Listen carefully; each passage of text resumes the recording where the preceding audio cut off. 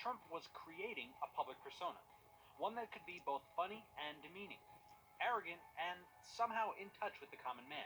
I sort of love and hate him at the same time. I mean, I think he has, a monumental ego. He comes off as being very, what's the word I'm looking for?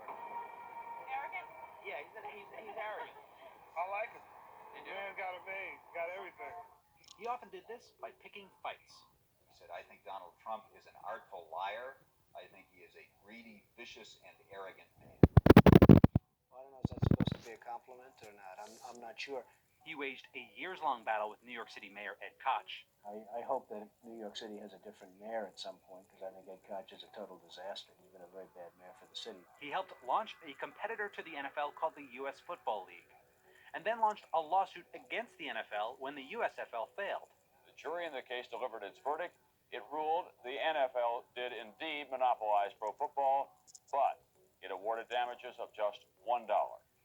And in one of his biggest fights of the 1980s, he went up against media mogul Merv Griffin in a fight over a casino in Atlantic City. People realize now that Merv made a bad deal. It's unfortunate that he's taken a fall, but he has taken the fall. Nothing much I can do about it. Donald loves that perception. I won. He is still, a year later standing in New York going, I won. He wants to make sure everybody in America knows he won. But the Donald Trump we know today is more than just a boastful brawler. That's because there's one more tactic that Trump apparently learned in the 80s and uses to great effect on the campaign trail today.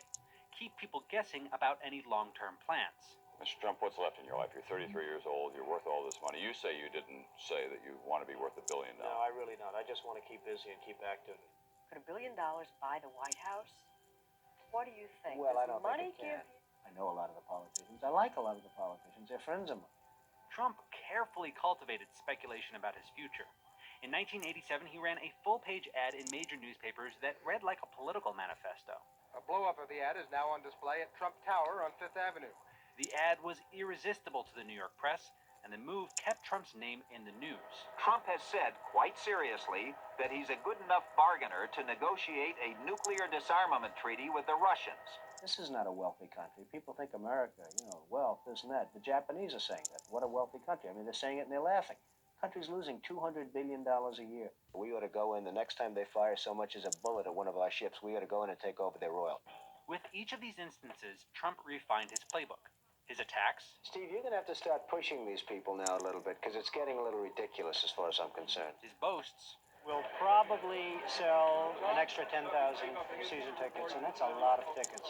And his shifting positions.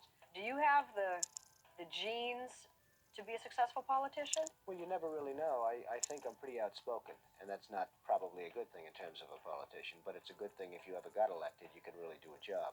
Now, even back in the 80s, many found Trump's over-the-top personality distasteful. What may be most discouraging of all is that Palm Beach will accept almost anything if it's got enough money, but somehow it will not accept Donald Trump.